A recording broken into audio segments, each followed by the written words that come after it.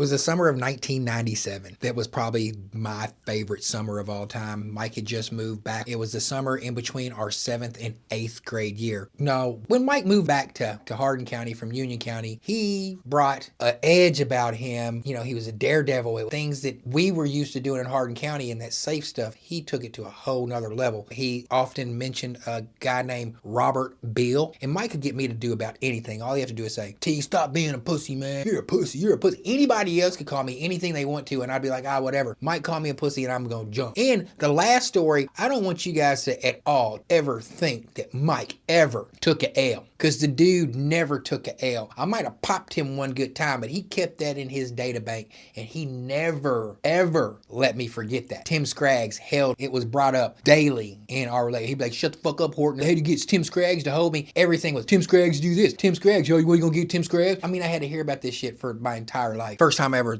thought about or even was introduced to huffing gas. And if you have kids out here, we were 13 years old. We were experimenting with drugs. We made it through. My kids know about it. If you don't want your kids to know about any of the kind of stuff, then you prevent it from doing it, because I'm talking about my experiences and I really don't care. Mike brings gas, like unleaded gas. And he's like, man, if you huff this, you can get high and you can hallucinate. You can time travel. We're like, Mike, what the fuck ever, dude? You're an idiot. You're an idiot.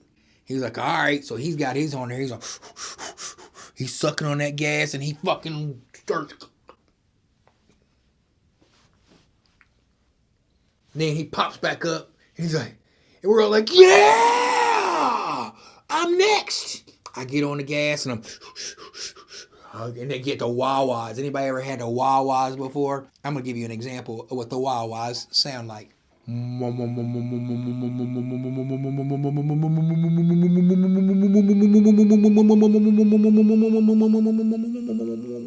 then it goes boom, boom, boom, boom, boom, boom.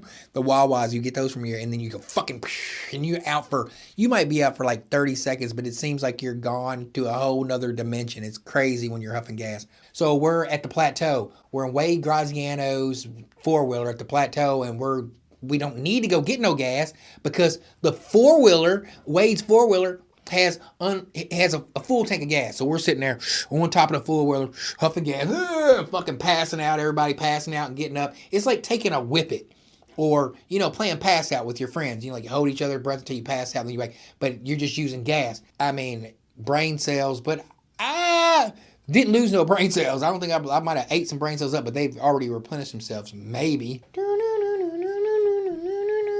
It's all from the gas. And the plateau is a place behind my house. I'll refer to that a lot of the time.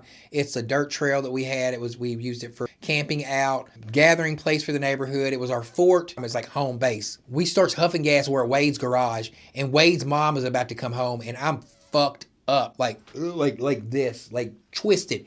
And Mike's like, I'm not dealing with your fucking wasted ass. And Wade's like, you got to leave here because my mom is coming here, and I'm not about to have you wasted on gas. My mom coming here, we got to explain this stuff. Get yourself together, T, and get out of my house. And I'm like, where are you guys leaving me? Mike takes off. Wade kicks me out of the house. So I have to roll myself down the back of Wade's back of his hill, roll myself past the Shriner's house, and go into my house. And when I get into the garage, I'm fucked up, still off gas. Wow, woom, woom, woom, woom.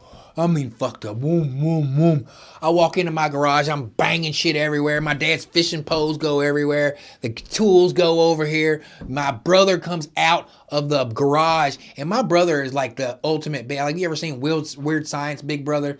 He's a big brother. Like, put you in a headlock, give you a noogie, all that kind of stuff. So he comes out of the garage like, what the hell's going on with you? Blah, blah, blah. And I'm fucked up. So I'm thinking, I can confide in my brother, right? I'm like, James, I'm so fucked up, man. I've been huffing gas with my friends up the street. And I'm thinking, I'm going in for a hug for my brother to console me, you know, to comfort me in my time of fucked upness. He starts punching off on me. He's like, We don't do that in our house. We don't do that kind of stuff. You dope drug head, start beating me up. I'm like, oh my God. Mike's going off. I don't know where Mike went to. He said, I'm not dealing with you. Leaves me to go home by myself. My brother, and you got to wait until you hear the story about my brother and Mike's relationship. It's crazy. My brother not only kicks my ass, but tells my mother. My mom gets all paranoid. She takes me to Lincoln Trail Behavioral Center. Like I said, Mike don't ever lose. Mike never lost. Setup number one was the gas, where I'm the one. He brings gas to the neighborhood, huffing gas to the neighborhood. And we've huffed gas with the best of them. Don't let people fool you. We don't huff gas with the best of them. Mike brought gas to the neighborhood. I'm the one who overindulges on it by his influence. Pussy. Oh, yeah, that's why it probably came up. I'm sitting here huffing gas. I'm like, yeah, pussy, you pussy. And I'm trying to go over the limit. And then I'm the one who gets fucked up. Mike sends me home. I get my ass kicked by my brother. And what does Mike do? He calls me a bald-headed freak and tells me that's what I get for having Tim Scraggs hold him while I popped him in the noggin.